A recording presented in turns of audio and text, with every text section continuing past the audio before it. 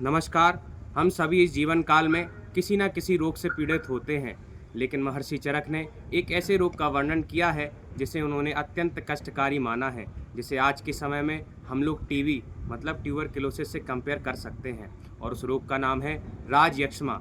राजयक्ष्मा दो पदों से मिलकर बना है, राज एवं यक्ष्मा। राज का अर्थ होता है राजा, यक्ष्मा का अर्थ होता है रोग। क्योंकि यह रोग सबसे पहले नक्षत्रों के राजा चंद्रमा को हुआ, इसलिए इसे राजयक्ष्मा के नाम से जाना जाता है। इस रोग में शरीर की सप्त धातु रस, रक्त, मांस, मेद, अस्थि, मज्जा और शुक्र के साथ शरीर का शोषण होता है, इसलिए इसका एक नाम शोष रोग भी है। इसमें शरीर की क्रियाओं का क्षय हो जाता है, इसलिए इसे हम क्षय रोग के नाम से भी जानते हैं। प्रश्न आता है कि आखिर क्यों होता है रोग, तो इसके 4 कारण महर्षि चरक ने निदान स्थान में बताए हैं। महर्षि चरक कहते हैं साहसम संधारणम क्षयो विस्मा सनमिति। साहसम अर्थात शारीरिक बल से ज़्यादा मेहनत करना, संधारणम वात मूत्र पूरी शादी वेगों को धारण करना। फिर बोला क्षयो, जब रस आदि सप्त धातुओं का क्षय हो जाता है तो शरीर में दुर्बलता आ जाती है, यह मुख्य कारण उन्होंने बताया। फिर उन्होंने बोला विषमासन। विषमासन का अर्थ होता है अहित भोजन का सेवन करना, तो यह भी एक कारण है इस रोग के होने का।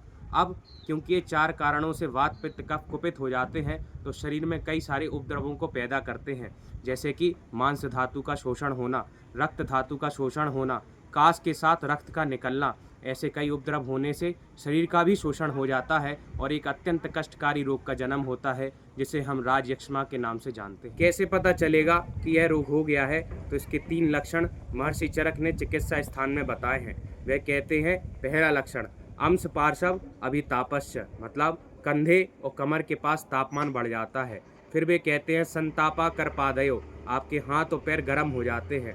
फिर वे कहते हैं ज्वर सर्वांगश्चेति लक्षणा राजयक्ष्मणा, मतलब सारे अंगों में ज्वर उत्पन्न हो जाता है। तो ये 3 सामान्य लक्षण उन्होंने बताए। एक विशेष बात जो ध्यान रखने वाली है वो यह है कि इसमें धात्वा अग्नि जब मंद हो जाती है तो रस धातु का जो सार एवं प्रसाद भाग है उससे ज़्यादा किट या फिर मल भाग बनने लगता है, जो कि शरीर को धारण करता है।